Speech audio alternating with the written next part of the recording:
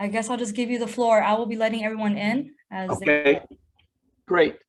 So let's start off with, is your market shifting? And specifically, how is it changing? So give me some of the things you're seeing it's changing in the market. More time on market. More time, the houses are sitting on the market longer. Okay, how much longer? They're going from what, 3 days on the market to 10 days, or are they going from 5 days to a month? 7 to 25. They were doing 7 days and now they're 25 Yeah. days. Depends on the price range, price Right, point. okay. Okay. So would you say the general market is in that 7 to 25? Yeah. Okay. So for all of us on the Zoom, are we still in a seller's market or are we moving to a buyer's market? Everyone, buyers. I believe we're moving to a buyer's market. I mean, by inventory, it's still a seller's market. It's still a seller's market on inventory. It's still a seller's market in 25 days. If you go to the red book, a buyer's market is if the house is on the market 5 months or more. Okay. So, but here's the important piece. To a seller, what does it feel like? A buyer's market. A buyer's market. Because if you look at it, it's taking 3 times as long. Right. So it's a 300% increase on days in market. So we have to be careful about our thinking. It's the fact that we're on the market 3 times as long. That's still a crazy seller's market. The inventory hasn't caught up a lot. And so you're not sitting with 3 months inventory or 2 months inventory. So what is the MLS inventory sitting at? 10 days, 30 days? Anybody know? Let me take a look here. Okay. So one thing is going to have to happen in the shift is you're going to have a daily knowledge of the market. So as Gary talks about in the shift book, we want to become the local economists of choice. So every day you should take 5 or 10 minutes and look at what's happening in the market with the studying of the market, days on market, list of sales price ratios, how many showings the market centers had, how many showings did it have 6 months ago, how many showings did it have a year ago. Start watching everything that can affect price and time on market. Yes. Okay, so if things are taking a little longer, it may take a month or two before it catches up to where you'll really see a change on the days on market. So one is houses are staying on the market longer by approximately 3 times. So we're still in, as statistics would say, we're still in a seller's market, and our inventory still is creating a seller's market. So anything else you're seeing? What else is happening? Starting to see sellers concede concessions, maybe give money to buy down rates. They're paying higher commissions. Okay, so seller concessions, which could be price, it could be rates, it could be things like a buy down, you know. Price reductions. Price reductions. How many price reductions are you seeing? Well, first of all, you're seeing price reductions, period. Let's start with that one, because it's been a long time since people really had to reduce the price. Because here's the change in the market then. So if sellers are making concessions to get the home sold, think about that. What does that mean? They're competing against other properties now. They're competing against other properties. That's a great point. What else? What else? They're motivated.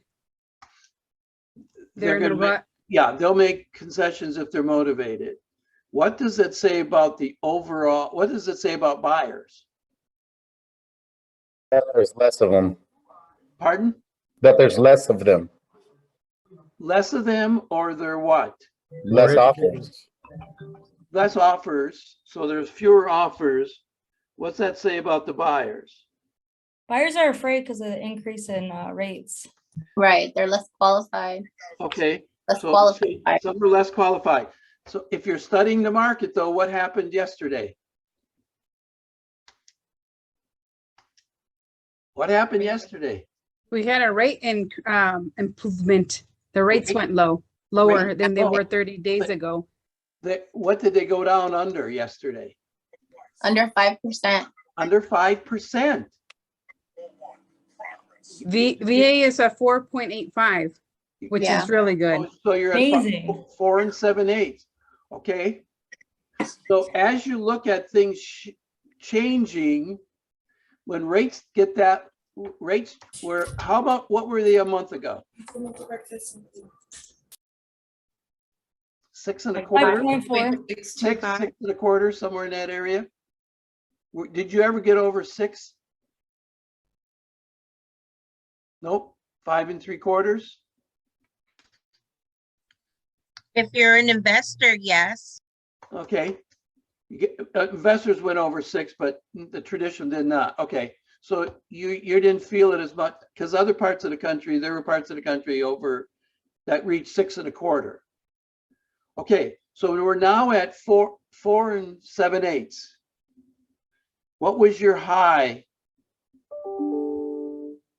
What was your high in the last 30 days?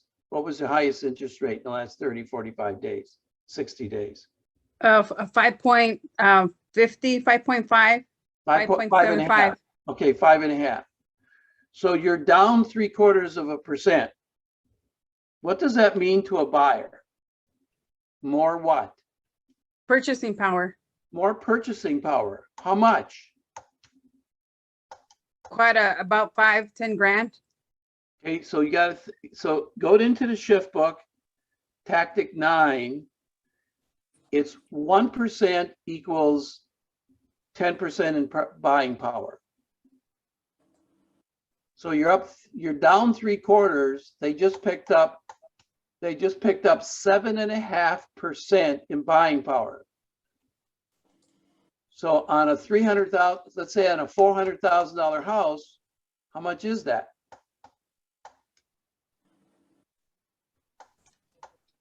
It's about 30-some thousand dollars. So by knowing these things, what does that give you the ability to do? Educate, Educate. inform, yeah. Educate the people. Every buyer you have, you should have called that yesterday and said what? Rates went down. Rates went down. You now have the ability to buy, figure out 7.5% on what they're buying. You have to use calculators in your phone or in your head. So if you're a $400,000 buyer times 0.75, 400 times 7.5. So you just picked up around $30,000. So you can now buy a $430,000 house instead of a $400,000 house. All what happened in what? Hey. One day. If you call them with information on a daily basis, how are they going to view you? Knowledgeable. Knowledgeable. The expert. The expert. And the more you talk to them, the more you educate them, the more they're going to do with you. Tony, can I share a really quick scenario that I just went through? Sure. 30 days ago, we had a client locked in and the rates went down. So instead of buying down the interest rate, we ended up canceling the loan since it was already approved. Right. We're holding for 30 days and reopening it up. with a better rate. Yep. So if we, now, every one of you have that story. You can say, I heard that this happened. Now you have a story to tell your buyers, tell your sellers. The more you talk to them, the more you educate them, the more trust they're going to have in you. And the truth is, they're going to listen to you with a different ear than before all this happened. Yes or no? Yes. Yes. So once you get their ear, it's going to be easier to move them in a direction that you know is best for them. Yes. Yeah. So based on what we know, this may be a moment in time, and they may only have a week. They may only have 30 days. We don't know. So if we don't know what's going to happen in the future, when's the best time to do something? Now. Now. Tactic 9 is create urgency, overcoming buyer reluctance. Any buyer that was hooked on a loan that was pushing 6, now we're in the 4s. The difference between 6.25 and 4.85 is how many percent? Listen to my emphasis. How many percent was that? 6.25, and now it's 4.85. How many percent did it go down? Almost full Only percent. went down 1.5, but it really, in their ears, it went down 2. It went from 4 to 6. Remember, most people only hear the first number. They don't hear the 4 3/4. They don't hear the 4 1/4. So it could go lower, it could not go lower. But we were just told that you have some flexibility, and if it goes up or down. But right now, as we change the market, we got to figure out to ourselves, okay, what's happening? What's going on? We should be calling sellers, telling them what? Time to sell. Time to sell. Why? It's still a seller's market. It's still a seller's market. And what happened to the buyers yesterday? They got better rates. They got better rates. So a certain percentage of those people that were out of the market, if we're talking to them enough, we can talk them into, and I'm not saying this in a negative way, but we can help them take advantage of the rates that we have, because we don't know if this rate will be there tomorrow. We know it's there today. And I just heard an ad on the radio that some bigger lenders are talking, in the high 3s. Now, my guess is that's funny money loans, and it could be a 10-year amortization or something like that. It's at least a 15-year am. So, there's another thing. If we talk to them about, do you get a 15-year loan or do you get a 30-year loan?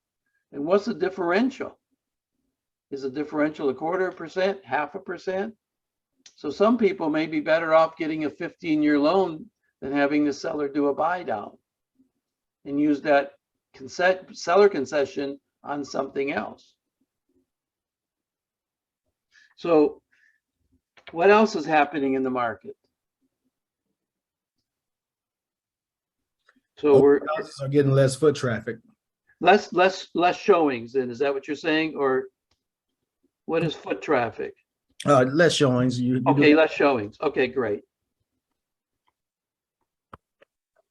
So all of this, so all we're doing is we're seeing changes based on what the exercises we just did. What are we learning about changes? You have to be prepared to change with the changes. That's exactly right. So if you think about a changing market or a shifting market, based on what we just did, what do you now know about the market? That it's changed but we have information to help our buyers and sellers. Right. So therefore, we have to do what? Call and inform them. Yep. Call them and talk to them and talk to them. Educate. See what it says on the shift book on the top? Can anybody Yeah. read that? It's not about the market. Not about the market. It's It- about what you do. Okay. Not an old one. You just had a demonstration of it's not about the market, it's about what you do. Yeah. Let everybody else buy into the market. And let me tell you right now, the realtors are more freaked about the market than the buyers and sellers are. And that's a good thing because those people are mentally what? Beat already. They're already beat. They're already beat. All those people, and in fact, every time they talk about the market, encourage them to be defeated. It's a tough market. You're darn right it is. You know, it's so tough. I've been thinking I might not want to even be in real estate anymore. You might as well get rid of them now because I'm telling you, when this thing lasts a year or two, they are going to be gone at the end of the 2 years. Yeah. They are going to be gone. You might as well get rid of them early. So I just want you to keep thinking, it's not about the market, it's what you do. Just get up every day and say, what am I going to do based on the information I've gotten? You should be, as a market center, talk to Sophia or your MCA, have them get you numbers every day. What's happening in the market? Days on market, number of showings. And then have a lender have 2 or 3 lenders send you every day what's happening on the lending side. It was a big change because the difference between 5 and 4.99 is 1%. Mentally, in the psychology of, it's called the psychology of numbers. Why are things at $9.99 instead of $10? It's cheaper. It's cheaper. Most people see it as $1 cheaper, not a penny cheaper. It's just a mental game. Or pricing a home. They used to do I can't remember what it was called, but it would be, so if you priced it at 485, 585, that would do it differently. 586, 685, up and down. All it does is people look at the price, and instead of being 49 or 490,500, it's a funny number. All they're doing is spending 1 hectosecond looking at the number, going, what's so funny about that number? And they stop for a second going, oh, I see what they did. Psychology, there's a lot of games in the psychology of numbers. So just there's a perfect example. When they dropped in the 4 off of 5, whatever it was a percent. Even if it was only, for you guys, it was only 5/8%. So all makes sense? Yes. So on a regular basis, everybody should be getting together to create this to happen. Is taking ideas, what happened to me, what did I learn, and what could we as a market center or groups of people mastermind to come up with new ideas. And then start studying the shift book, because there's a lot of things in the shift book that could help you. And this is the old shift book. So as you can see, it's been highly used because of the last shift. Was anybody in the last shift? Put in it, let me go to chat.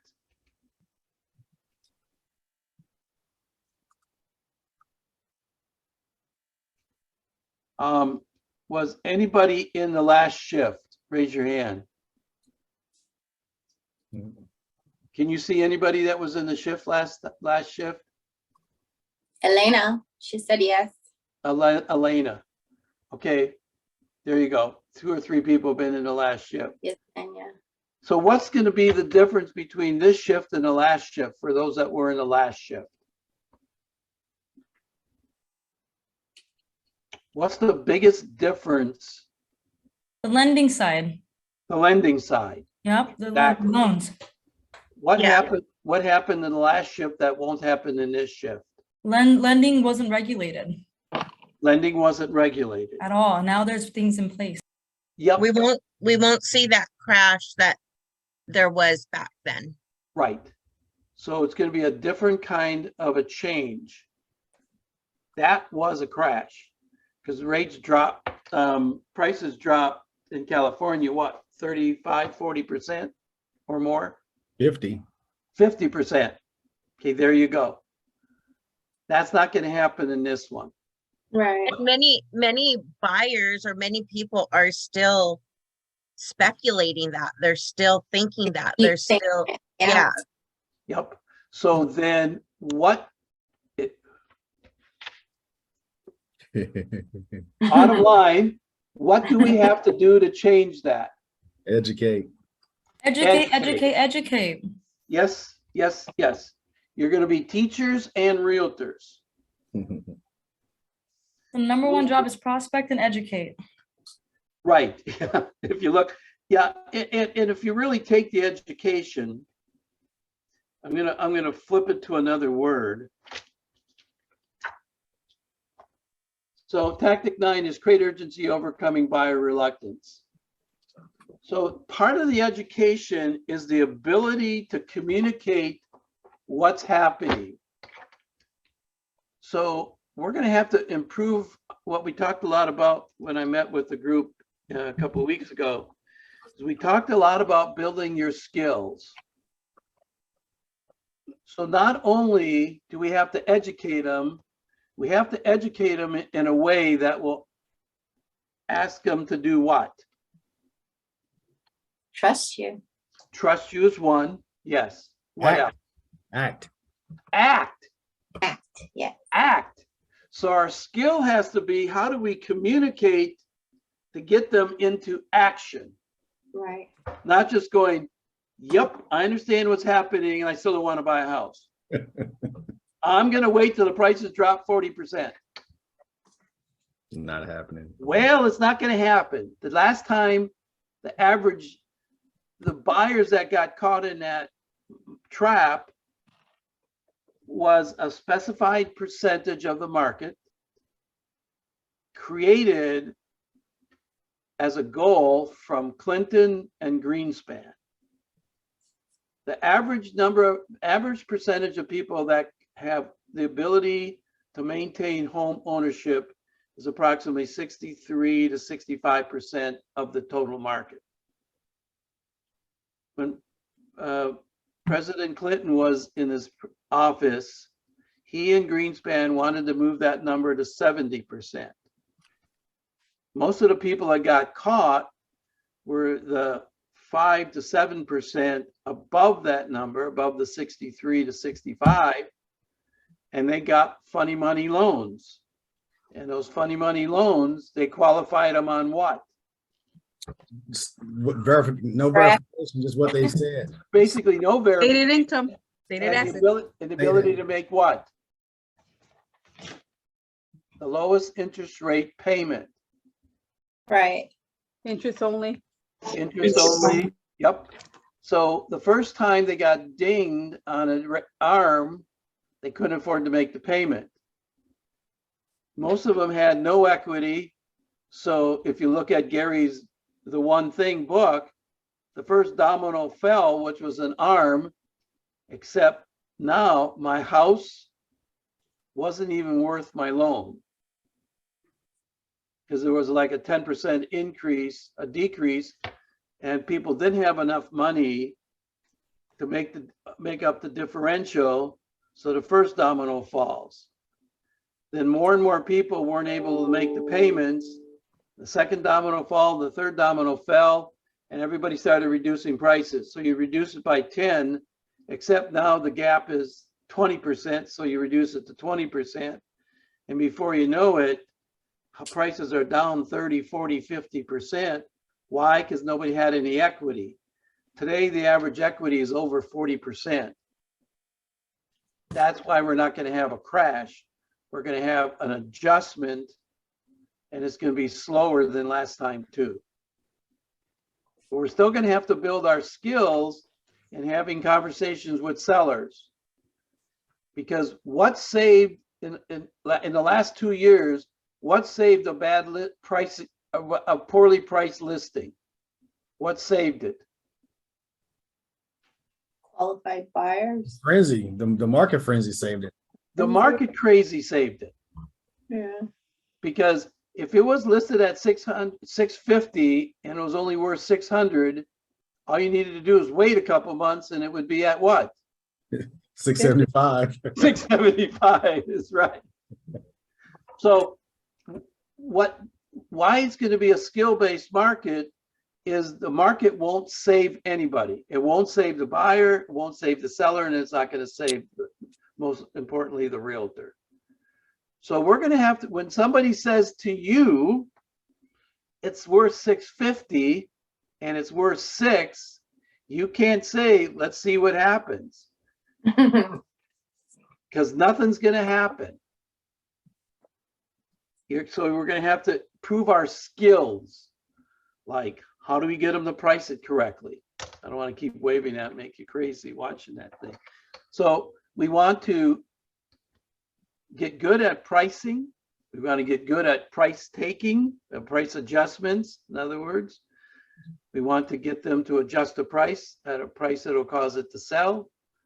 We want to get buyers to be realistic in their market. You can't offer 400 on a $650,000 house. How do we talk them out of it? That's all part of your skills with scripts and dialogues. And that's another thing you could do as a group, is get together and say, okay, here's what happened to me, and brainstorm ideas of what you can do. How do you get better at pricing? There's 2 things you want to know about pricing. 1, the definition of value, and 2, the law of supply and demand.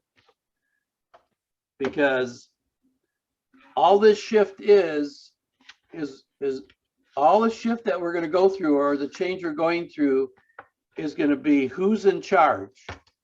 Who's been in charge for the last 2 years? Sellers Who's going to be in charge in the next 2 years? and buyers. Buyers. Buyers.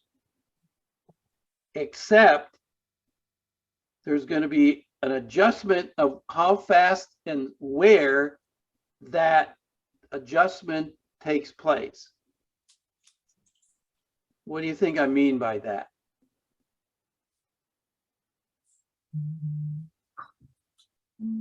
Certain neighborhoods, Yeah. certain school districts are going to go slower. If I got a well-priced house, it's a cream puff inside, is that going to be a buyer's market or a seller's market for that house? Buyers if it's cream puff inside. Buyer. Yeah, if it's cream puff, it could be a seller's market. Because if it's the best house in the community, Oh, that's not. okay, sorry, I didn't make it clear. Or one of the better houses. So this could go almost, the shift could almost go house by house or community by community. If I live on a golf course, do I have an extra amenity that I could use to sell that house? And could it sell faster because of that amenity? Yes or no? Yes. Yep. So location, even like if it's on a golf course, if it's on a lake, or whatever separates it from everybody else, or it's 3% below market and is in perfect condition. Remember the slogan for the last shift was what? This is a blank, blank, and blank. The last shift was a beauty contest and a price war. And what happened was the beauty contest got you what? The nicest house. The Or the most money. potential offers. Potential offers. Why would the beauty contest get you potential offers? Buyers didn't have to do It sells for itself. Yeah, but buyers didn't have to do anything. And there's enough houses that they could choose. If I can buy this house where I don't have to do one thing to it except move in, now it's a potential house to buy. So the beauty contest got you a potential offer, and then the price got you the sale. If even if you were same price and somebody was in better condition, you're out of the game. You're out of the game. So that's where the definition of value comes in, and the law of supply and demand. So you're in total control of everything that happens in this market. And somebody said, sellers are making concessions and they're paying the realtors more. In the last market, how important were you? You weren't. It was, yeah. Well, If you added the value, you were, I should say, yeah, but we weren't important getting it sold. Right. We were important where? in the transaction. In the transaction. Negotiating. And it started at the moment they got a contract, you became important. Right. Because if they had 25 contracts, if you did it well for your seller, because as a listing agent, who is your fiduciary to? The seller. The seller. And did we do a good job of leveraging all the realtors to get the seller the what? Best Best price. offer. Best offer. Don't say highest price, please. Because sometimes highest price wasn't the best offer. Right. So you got them the best transaction possible. And the other part is you got it through the escrow process and it closed. There were deals that didn't make it all the way through. So you were important for the second, from the point they started getting offers to the close of escrow, you were important. You now are important from the day you meet them to the day it closes escrow. So tell me what's the law of supply and demand? There's two parts to it.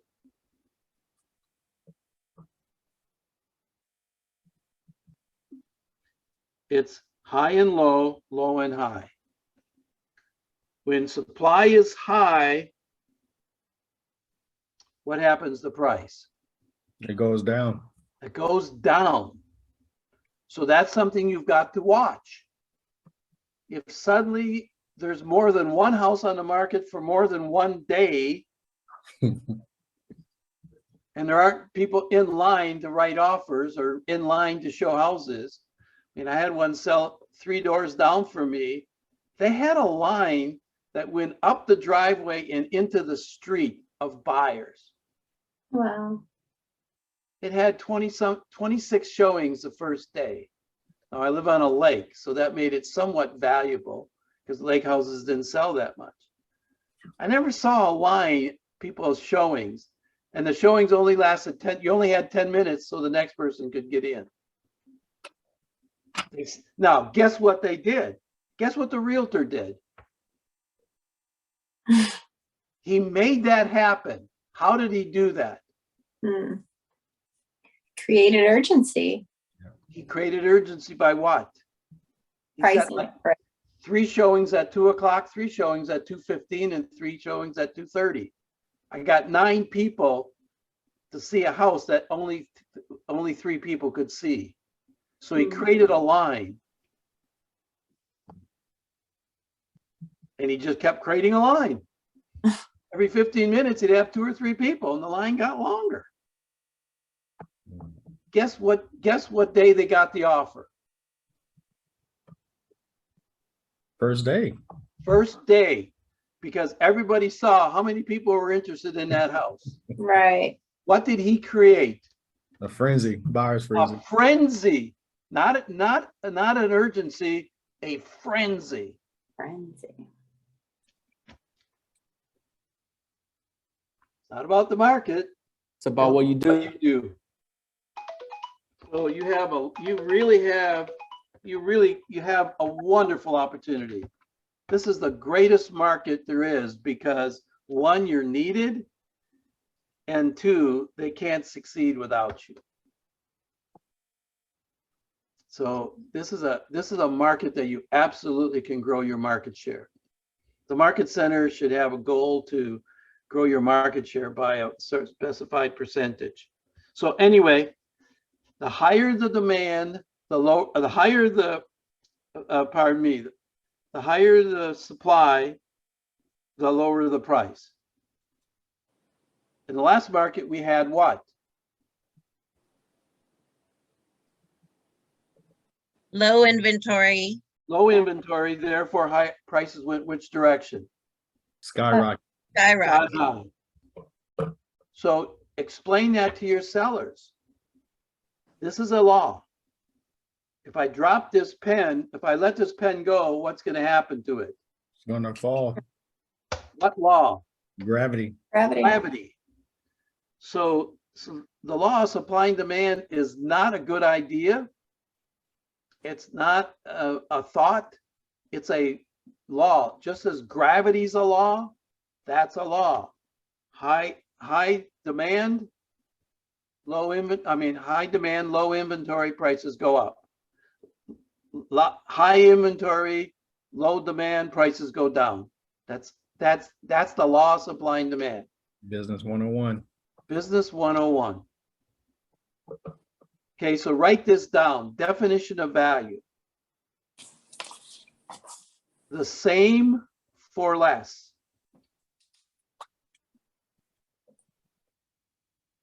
The same for less, or more for the same.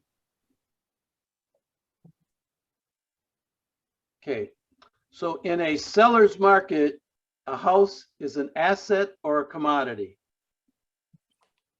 It's a commodity. In a seller's market. It's an asset. In a seller's market, it's an asset. In a buyer's market, and we're going to be, this one may be not totally true as it was in the last shift. The last shift, how does commodity sell as opposed to an asset? Stock is an asset. How does it sell? For the price it's listed for. Did your houses on your MLS sell for over 100% as an MLS? Now, Yep. So if your MLS was 106%, it was an asset. hmm, Commodities like TV, mostly TVs, washers and dryers, refrigerators, big commodity items like that. They're a commodity. How do they sell? The best sale. The best sale. So I don't know if houses are going to get to the point where they become a commodity or not. But there, anytime you can buy something at a sales price that's less than what they're asking, manufacturer's suggested price, and it sells lower than that, it falls a little bit into a commodity. So if I look at one refrigerator and then I look at another refrigerator, and that refrigerator has water in the door and ice in the door, and this one does not, and they're both the same price, which one are you most likely to buy? With the ice and water and ice. So you're buying something for the same price with more. yes. Okay? Yeah. If I have two exactly same refrigerators and one's selling for $4.99, the other one's selling for $4.50, which one was most likely to buy? $450 $4.50. The same for what? for less. Less. So how would that relate to houses? If my seller's house is almost exactly like another house in the neighborhood. 3 bedrooms, 2 baths, 2-car garage. They're both the same. One's priced at $450 and the other one's priced at $4.25. Which one they're gonna buy? 4.25. 4.25.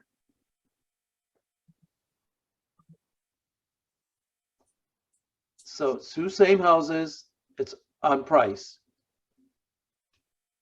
So I can't, if it's on the market and not sold, you can't list it at the same price. So probably look to go to sold. So this one sold for $450. I look just like that. I might get $450, but I probably should list it at 4.25. Why? Which way is the market most likely going to be going? Shifting down. Shifting down. It's not going to shift as fast. That's the biggest difference. It may only go down in price, you know, 0.25% a month. Okay, everybody do this. I'll draw it, and then you can see what I'm doing.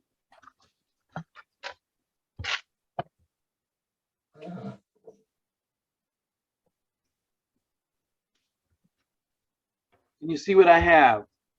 I have a horizontal line, then I have a diagonal line that looks like a piece of pie. Can everybody draw that? Okay, now at this point, right above that point, put the letter A.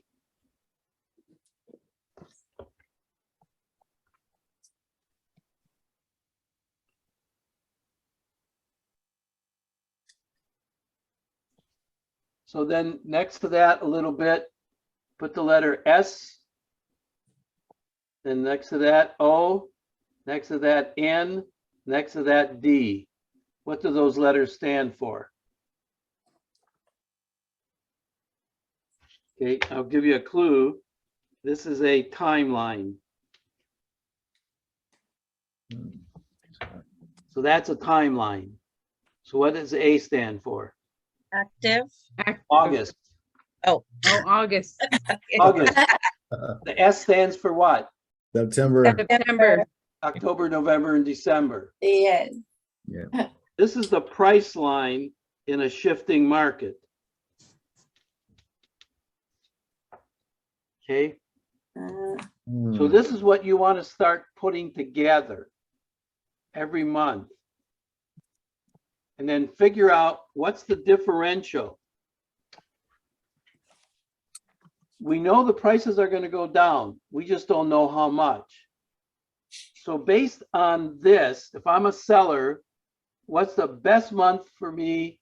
So if this is a price line and it's dropping, let's make it simple. It's dropping 0.25% per month. What would be the best thing for me to do as a seller in August? So today, List it today. Remember we talked about creating urgency, the skill of creating urgency? yeah, Because if it's 400,000 and it goes down 0.25%, it's only going to go down. So 40,000 would be 400,000. 4,000 would be 1%. So it's going to down. So it's going to go down 1,000. But if they wait to December, it's going to be down 1.25%. So it's going to be down 5,000. If it's 0.5%, you figure it out. So this is just a visual to show sellers what's going to happen when you get into a pricing situation. If the market's dropping, the best time to do it is now, because you can visually show them how their house is going to drop in value.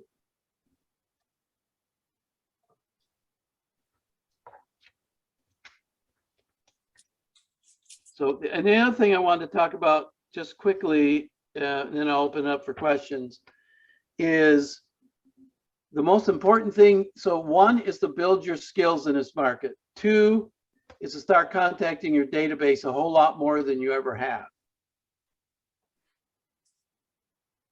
and your database should be bigger.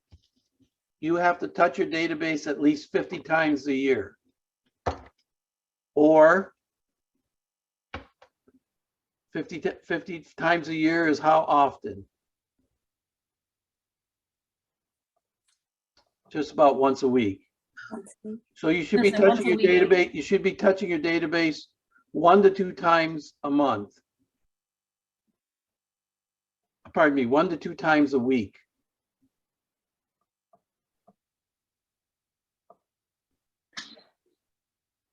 In your database, get it to a couple of thousand people.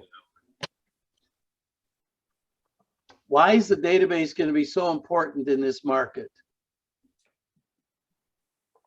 Well, they're the ones that know you, like you, trust you, and want to work with you. That's one, yes. Exactly.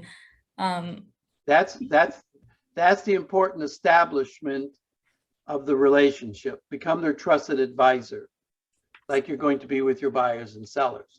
Staying top of mind and building relationship and staying in relationship, like follow Okay. up with the people consistently. Right. But think about the market. All of those people are going to have what kind of friends? People that are going to need to buy and sell. People are going to need to buy and sell. Even more, they're going to have friends that are what? Realtors. Already listed, that aren't selling, that they can tell their friends about you. So I'm just going to ask a question. In California, can a listed seller call you as a realtor, yes or no? Or do you know? Yes. Yes. They can't do what with you? Sign with you. They can't sign with you. They could talk to you though, yes or no? Yes, they can. We know that now. So you need your friends to be talking to all their friends that are currently listed, and the house is doing what? Sitting on the market. Sitting on the market. The bigger your database, the more people they know that are listed that are not selling that you could talk to. You could even post date. Can you post date a listing for a day after it expires? Yes. Oh my gosh, you can do that. It's not about the market, it's what? About what you do. So, and you can talk to Sophia about what we talked about. If you guys got together, video emails would be the best thing to do. So one thing you should do in your market center is set up a green room for you to do 60-second videos. But the thing of it is, when we got together with that group in Costa Mesa, I don't know where we were. We might have been in Irvine, but anyway, wherever we were, there were 50 people in that room. Everyone had a question that they've been asked in the 2 weeks by a buyer or a seller. And every one of them wrote down a question the buyers and sellers should be asking you. So within about 3 minutes, they came up with 100 questions you could answer on video email. People say, what should I say? How about just keep advising them what's happening in the market in 60 to 90-second increments, and tell them right on the top of video email, 63 seconds about price, about interest rates. Yay, they went down, they're under 5%. If you're thinking of buying, this would be a great time to buy. If you're thinking of selling, this may get you a better price because there'll be more buyers out there. So if you're ready to do either buy or sell, just give me a call. Or if you know somebody that's thinking about buying or selling, wants to take advantage of this market, they need to do it today. So just give me a call today with their name and number, and we'll give them the same kind of service we gave you. Thank you. Bye. What more do they need to know? What do you do? What do you do? You do smart things. You do smart things. And if you want to, it's a great time to go learn how to work with Spires and FSBOs. We're not going to expire. We're not probably not going to get many expires until after the first of the year. I'd get good at those skills if you want. Why don't you just live off your database? I had a database of 1,100 people from 1991 to 1999. I sold 700 houses off my database, 100 a year. 700 houses. My average commission was $5,000. I know you guys don't work for $5,000, but I sold in Boulder, Colorado. They have California prices today, but they didn't back then. But 700 closings at 5,000, roughly 5 to 5,500 in that 7 years. $3.5 million in the 90s off a dumb database that I touched about 40 times. I didn't even know there was such a thing as a 36. I just talked to 3 people and they all said, do more than anybody else. So I said, okay, that's what I did. And all my other business on top of that was just gravy. So I totally believe in databases because it made me a multimillionaire. Absolutely. And we have Command and what Command. Right, absolutely. Incredible. See, I've got a friend that's got a database of 350,000 people. Could I have done that in the 80s and 90s? Absolutely not. How could I mail 350,000 people? It cost me, even back then, it was still like 12 cents. You do it through 350 times, twice a month. I was touching them twice a month, every 2 weeks. Today, for technology, I could touch them 100 times a week. It cost me nothing. Command's got all the plans. Just do video emails. That's all. And you've got, I don't know if Sophia collected all those things, but if you just did that in your market center once with everybody in the market center, you'd have enough subject matter for a year and you could touch them 100 times. We have MailChimp capabilities with Command, and BombBomb attaches to it too. Yep. And we have the meditation room with perfect lighting and 2 camera stands that you guys can check out with the front desk. There you go. Just saying, y'all. Just Come saying. on in, film some videos. Yep. It's about what you do. It's about what you do. It's about what you do. It's about what you Lookout do. Prime Properties has their stuff. I saw your setup over there with the cute little grass background. Yep. There's absolutely no reason. There's absolutely no reason you can't own the market, guys. And there's absolutely no reason in California, everybody on this call should be having a goal to make $1 million a year. $1 million, you don't have to sell that many houses. So I have a beach house, McKissick's and us, if you know who, McKissick's are the top profit share earners in a company. Their profit share last year was $1.4 million in profit share. Crazy. So no, it's not crazy. It's a great goal though. So anyway, we're just looking at what prices, even high-end prices accelerated greatly. So there's absolutely no reason not to take advantage of that. So one thing is set a goal to, as you build your goals, you want to sell 50 houses, make one of them a $10 million house, or make one of them a $5 million house. Then maybe sell two $2 million houses.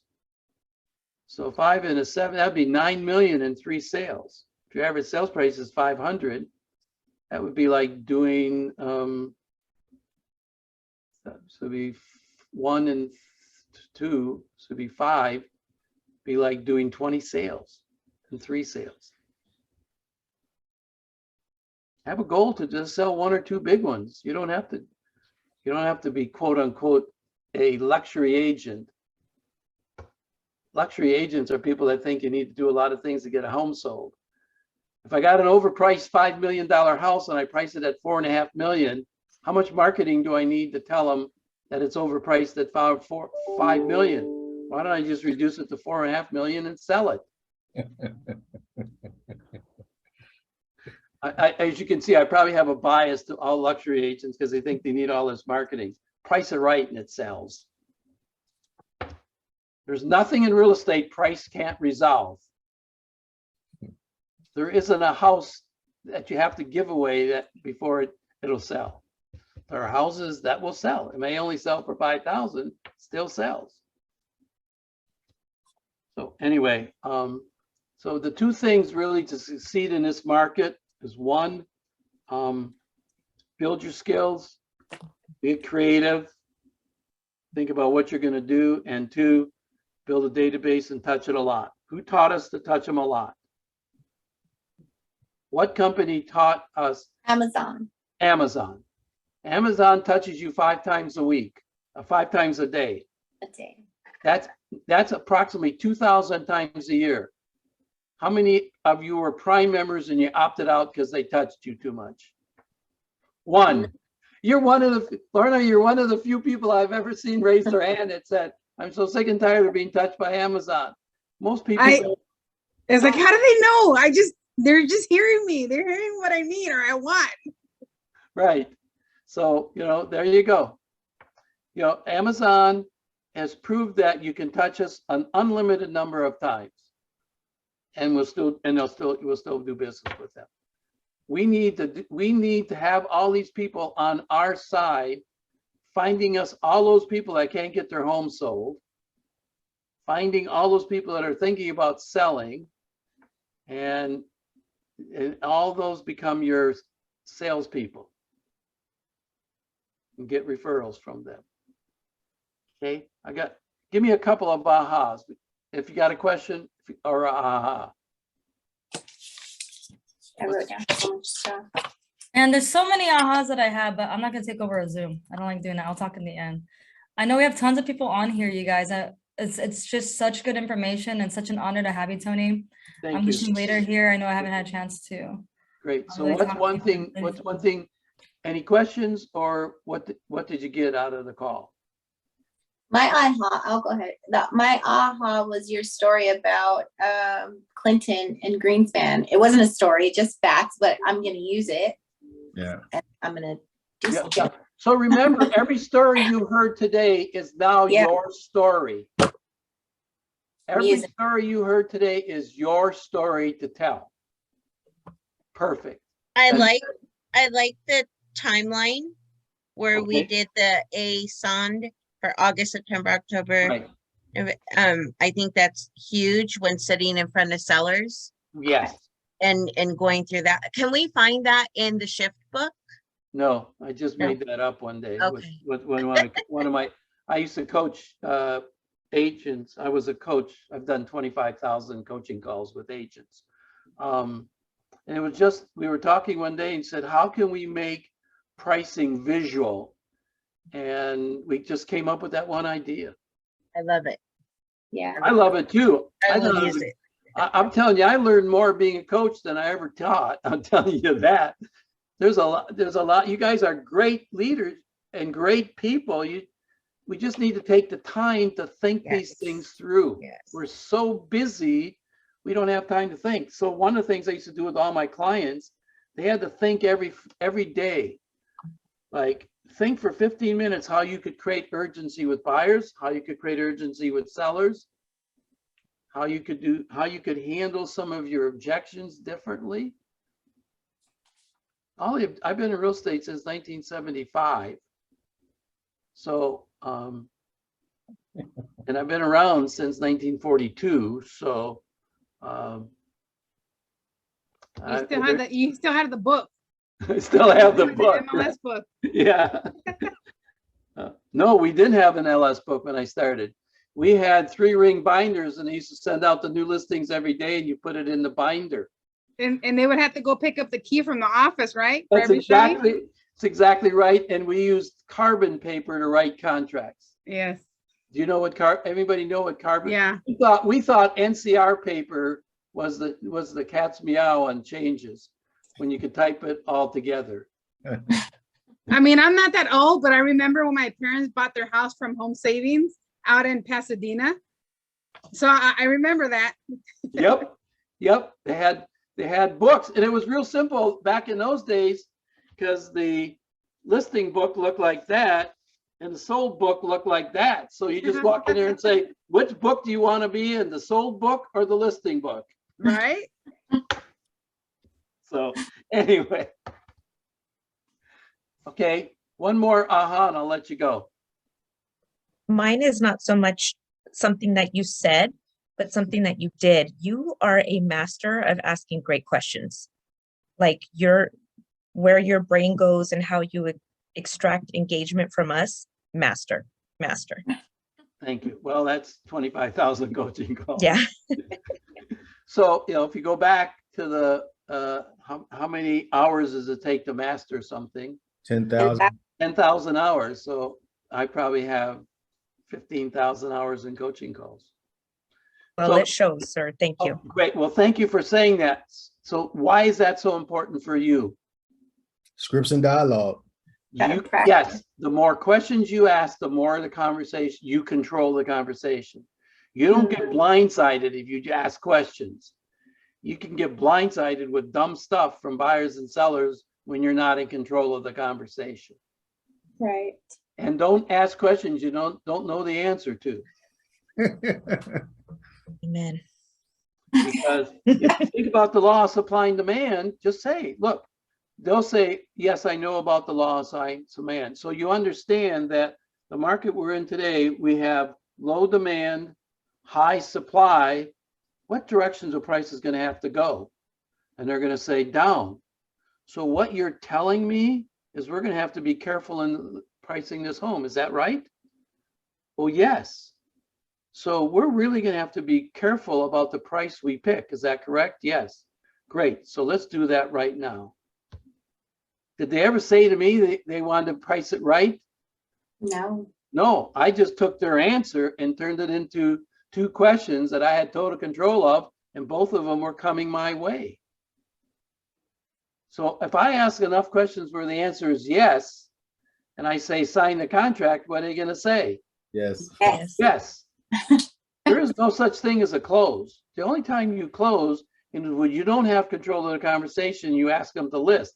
You're going blah, blah, blah, blah, blah, and then you go, that's the close. They weren't expecting it all. Right. This way, by asking questions, the close is nothing more than the end of a great communication. Because by the time I'm asking them, yes is the answer. That was, if you've got the bold listing presentation, that's Diana Kokoska. She's my wife. Kokoska, Yeah, she's my wife. But incredible. so her last year of selling, her conversion rate was 100%. She took every listing appointment she went on. She went on 162 listing appointments, turned down 2 and took 160. Years before that, she wasn't as good. She was only getting 95, 93% of her appointments. But when you're that good, what does that do to you? If you only take half of you go on, that's lost time for you. Her Yeah. philosophy was, if I'm going on an appointment, I'm going to get it, because I don't want to come home at 9 o'clock at night from a 7 o'clock appointment and not have it.